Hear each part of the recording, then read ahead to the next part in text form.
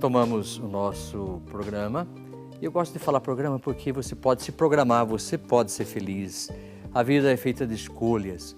Deus nos ama tanto, nos fez no amor e nos deixou livres. Então você pode programar o seu dia, pode fazer suas escolhas, Ele permite isso, com toda certeza. Mas não esquecer de fazer sua meditação, a sua reflexão e se programar também. Nunca se esqueça disso. Daqui a pouco eu vou falar como que a gente pode se programar, como que a gente pode ter a oração sempre diante dos nossos olhos, diante da nossa meditação, que é fundamental. A oração não é ficar pedindo a Deus, mas é estar em sintonia profunda com Ele. Deus é a vida. Lembre-se do Evangelho do domingo, é belíssimo, porque quando a gente faz aquela analogia com Zaqueu, que subiu ao sicômoro para ver Jesus, nós também queremos ver Jesus, e aí quando nós olhamos como Jesus olhou a Zaqueu, ele dizia, quero estar na sua casa hoje. Interessante, às vezes a gente convida Jesus, venha morar em mim, mas é Jesus que quer entrar na sua casa, é Ele que se oferece. Isso me encanta demais e deve alegrar o seu coração também. Jesus quer morar em você. E o que significa ter Jesus em mim? A vida. E se a vida está em mim, eu não posso acreditar na morte. Sei que vou passar por ela, mas preciso morrer para poder viver. Como agora, preciso morrer também para algumas questões que estão, talvez, colocando empecilho na minha vida. Como essa pedra que Jesus falava no Evangelho, quando nós acabamos de meditar. Tem uma pedra aí, uma pedra que colocaram, portanto, uma venda nos seus olhos, é uma venda, você está totalmente enxergando talvez direito, amarrado com os pés, amarrado com as mãos, está com medo de enfrentar a realidade, sei lá. Quero agradecer a você, Cristina Dias da Silva, São Paulo, capital, tornou-se sócia. Muito obrigado, viu? Porque você está aliada a nós também. A fé é nossa aliada e os sócios também são nossos aliados. Tudo conclui e tudo vai concluindo para que façamos o reino acontecer. E a presença do sócio é sempre uma presença que nos faz e nos dá a garantia de estarmos juntos pensando e refletindo. Pensamos também nas suas intenções. A Dalva dos Santos Conceição de Santo Antônio de Jesus, Bahia, também tornou-se sócia. Muito obrigado, seja bem-vinda em nosso meio e que você possa ser feliz de fato, de ter a certeza de que você está cumprindo com a palavra que Jesus te pediu de evangelizar. Nós estamos falando em seu nome porque você nos garante estar aqui. Muito obrigado, viu? Você pede pelas almas da Etefânia, do João, do Urbano e também do José Rodrigues, e dos seus familiares, enfim, de todos aqueles que partiram. Quero agradecer também a Antônia Rodrigues da Silva pela sua participação, ela Ribeira do Piauí, lá, portanto, do Piauí, e vamos rezar nas suas intenções. Ela está pedindo pela alma do esposo José Batista e também pelos membros da família. Jaci Gonçalves Boaventura de Cruz das Almas, Bahia, ela pede também as suas intenções e também dos familiares. José Cláudio da Silva de Alapiraca, Alagoas, também pede pela saúde do José Cláudio, pelas almas dos familiares. Haroldo José Farias, São Paulo, capital, pelas almas dos falecidos e pelos membros da família. Dina Maria de Faria Lorena, São Paulo, pede por ela mesma, pela netinha Valentina, pedindo pela saúde, por todos os membros da família. Thalita Rosa Costa de Arthur Nogueira, São Paulo, está pedindo pela alma de Maria Rosa, Joaquim e de todos os falecidos da família. Gildete e Dalina Lopes de Petrolina, Pernambuco, também pelas almas de Maria Lopes, Virgílio, Maria de Lourdes, os falecidos da família também, aqueles que estão vivos. E sempre tem essa conotação, né? Será que estamos vivos mesmo? Eu fico me perguntando, quando Jesus veio ao mundo, Ele veio libertar o homem, dar novo conceito de vida ao homem, para que ele possa estar vivo. E quem está vivo não tem medo da morte. Esse equívoco que a gente vai tirando. O dia de hoje é muito oportuno para a gente pensar, sim, naqueles que partiram, mas pensar que vamos partir também. É a única certeza que a gente tem na vida. A única certeza que eu tenho é que um dia eu vou morrer para poder estar vivo em Deus. E o que eu faço com essa única certeza da minha vida? Será que eu fico brincando, esquecendo? Porque, olha, acreditem em vocês, pensar na morte todos os dias é bom. Porque se vou morrer, por que levar uma bagagem inútil? Por que ficar com prepotência? De repente tem uma doença corroendo você não está nem sabendo, e você que está fabricando essa doença. Por falta de amor, por falta de perdão, por falta de paciência. E Jesus está nos cerceando o tempo todo, nos motivando à existência. Então, o que será que tenho feito com esta certeza da minha vida? Será que eu estou postergando o tempo todo? Ou será que eu penso para ver se eu não estou levando uma bagagem inútil? Para ver se eu não estou vivendo intensamente algo que é passagem? Eu estou aqui de passagem, preciso aprender a viver. As intenções da Maria da Conceição Torres Batista, de Sátiro Dias, Bahia, as suas intenções também, minha querida, e de Leusa Maria Toledo Pérez, de Jaraguá, Goiás, também pelos familiares. Ela fala do aumento da fé, como é importante. Thelma Maria Ramos da Cruz, de Fortaleza, Ceará. Ela pede também pela alma do filho, Paulo Ricardo, dos pais Francisco e Julita, e também Odete Ramos e as almas dos familiares. A Karine Bianchi Machado, São Paulo, que também pede pelos falecidos e de todos os membros da sua família. Rafael Francisco Amorim, de Belo Horizonte, Minas Gerais, também pede pela recuperação da saúde da Joana. A Nadir Rodrigues da Silva, de Barra Mansa, Rio de Janeiro, por todos os entes queridos, pelos pecadores e toda a família. Maria de Lourdes Sende, de Palhoça, Santa Catarina, pelas almas de Francisco, Pedro, Raimério, Lídia e todos os falecidos da família. Agora, é interessante que eu queria pensar com você, teve uma pessoa, uma nossa irmã, que rezava pelo filho que partiu. É difícil, né, você enterrar um filho. Não é fácil, é fora da dinâmica. Uma vez uma mãe falou isso para mim: padre, devia existir uma lei que jamais um pai ou uma mãe enterraria um filho. E eu falei: eu imagino, mas se apegue a Maria, porque Maria viu seu filho morto e entrou na dinâmica da existência, porque ela tinha certeza que seu filho não estava morto. Foi um sofrimento horrível para ela, mas tanto que no terceiro dia, sexta, sábado, domingo, ela não foi correndo ao túmulo, porque ele sabia que ele estava vivo. Jesus estava vivo. A palavra entrava tão profundamente no seu coração, porque era uma mulher plena da graça, uma mulher que confiava. Eu sei o quanto é difícil e imagino. Eu não tenho um filho, uma filha, mas eu posso imaginar. Mas vamos nos apegar com aquela que teve fé, com aquela que é nossa mãe e que nos ajuda a compreender essa dinâmica. Maria Madalena e outras saíram correndo e ir até o sepulcro para passar o bálsamo e, no entanto, ele já não estava mais lá. Maria tinha essa certeza de que ele não estaria lá mais. Esta é a certeza que Maria, a nossa mãe, nos ajuda você, mãe, a compreender essa dinâmica, porque um dia nós estaremos todos juntos na casa do Pai. Essa é a certeza que nós temos. Eu falava de programação. Lembra que eu acabei de dizer como é importante você poder se programar, como é importante você ter um diário nas suas mãos? E nós acabamos de compilar o Diário 2017 das Mãos Ensanguentadas de Jesus. Portanto, é todo um diário para que você possa se programar durante o dia, você tem a palavra de Deus para poder refletir. Olha, eu tenho um compromisso diário aqui, mas eu tenho a leitura à minha frente.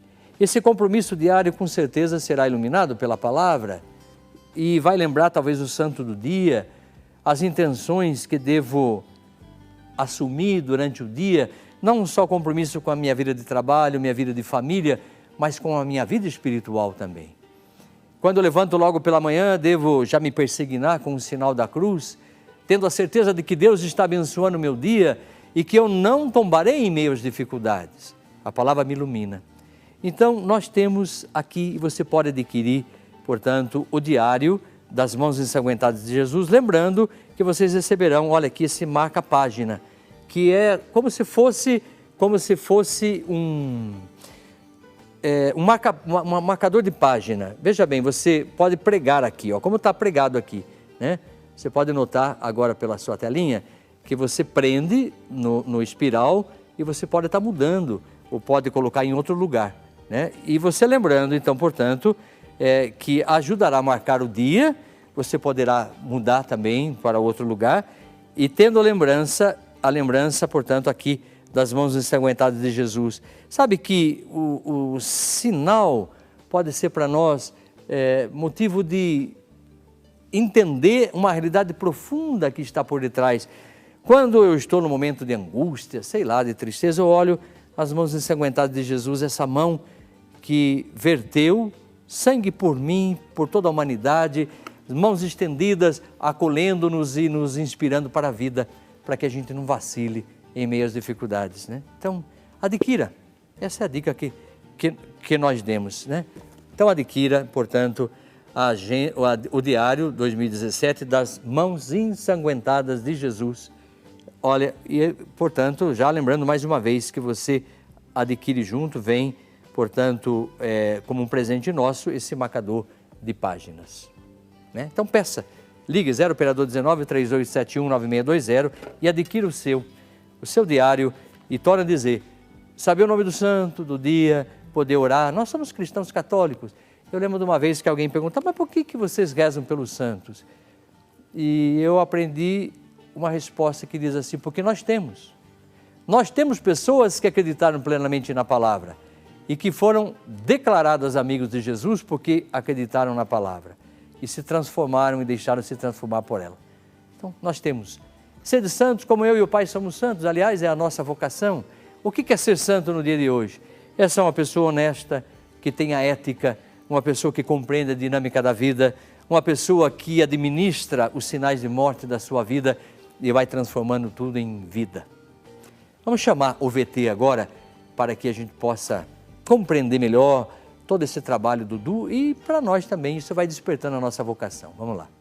Lá no cemitério, eu conversei com o Sr. Carlos Signorelli, que é ministro da Pastoral das Ezequias. Como que é a realização desse trabalho? Em verdade, quando a pessoa morre, quer seja na sua casa ou num hospital, ele vai ser enterrado. No cemitério, aqui em Campinas, só pode ser nos cemitérios oficiais, eles estabelecem o momento do velório, num lugar para o velório e ao mesmo tempo perguntam à família se elas querem a encomendação, se elas querem as exéquias. Se elas disserem que querem, os ministros das exéquias dos diversos cemitérios vêm e exercem esta pastoral, né? A celebração das exéquias daquela pessoa que está ali no velório. Quando o senhor está ali praticando esse trabalho, o senhor sente que está praticando uma obra de misericórdia? Com certeza, e em dois sentidos. O primeiro é para com aquele morto. A própria Bíblia ensina, o próprio Jesus ensina que enterrar os mortos é uma obra de misericórdia, né? Isso é fundamental. Mas também é uma obra de misericórdia para com aqueles e aquelas que estão ali, às vezes, chorando aquele falecimento, né? As palavras que a gente diz, a gente leva aquelas pessoas a entenderem melhor aquele mistério, o mistério da morte, né? E a entenderem muitas vezes que naquele momento em que aquela pessoa está ali sendo velada, ela está se encontrando com Deus que é misericórdia.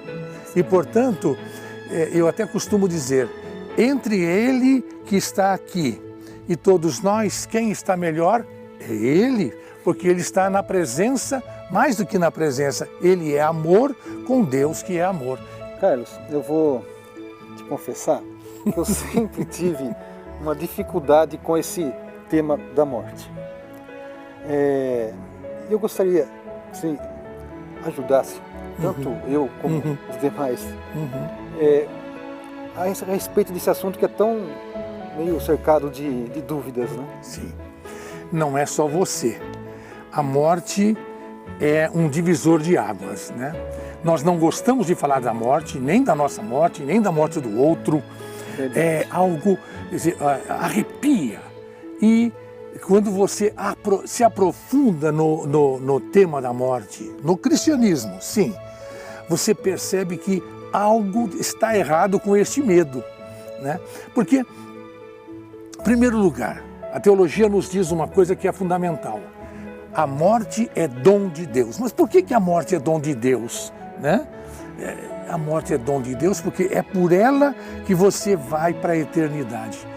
Deus nos dá a eternidade a partir da morte. Ou seja, a eternidade é viver com Deus, no amor de Deus, sendo amor com Deus. Portanto, nesse sentido, a morte é dom, é valor positivo e não negativo, né? Nós não nascemos para viver. Nós nascemos para ir para a eternidade, né? Ter medo da morte, muitas vezes, é não perceber que é lá que é o nosso lugar, junto ao Pai. E é importante isto, porque agora mesmo que nós estamos falando de misericórdia, Deus é misericórdia. Quando Ele nos chama para voltar para Ele, é o nosso Abá que está chamando. Abá quer dizer papaizinho, né? É o nosso Abá que está chamando. E se Ele está chamando, eu vou. Porque Ele só me chama para o amor, para a verdade, para a beleza. Portanto, a morte como chamado do Pai deve ser entendida como um bem fantástico para nós. E hoje, cada dia mais, até a filosofia, a própria ciência vão percebendo que os 70, 80 anos que nós vivemos aqui são nada frente a este universo fantástico e frente à eternidade que nos aguarda. Eu posso dizer que as palavras do Sr. Carlos Signorelli me ajudaram demais. A morte é a passagem do nada para o tudo. Isso é verdade. É difícil a gente, com a nossa mentalidade limitada do ser humano, ainda mais nos tempos atuais, compreender isso. Olha, mas quando se compreende... a gente até entende que tem problemas, porque vem vindo aí a Maria Eduarda. Então, você tem tudo para sonhar coisas, né? Então, por exemplo, pensar na morte agora nem dá. Não porque não seja bom, mas porque o seu sonho é andar com ela para lá e para cá. Então, é um sonho natural, né? Muito bem, e como que você encara a morte? Será que você vê como vida ou vê como final de tudo? Como diz o livro da sabedoria, aos olhos daqueles que não creem, daqueles que não dão sentido à vida, parece terminar tudo. Mas para você que crê, como que é a morte? É um sinal de uma nova vida? Por que estamos aqui? Vamos pensar, vamos refletir. Eu vou aguardando a sua participação. Nós vamos fazer um pequeno break e voltamos logo em seguida para a nossa reflexão.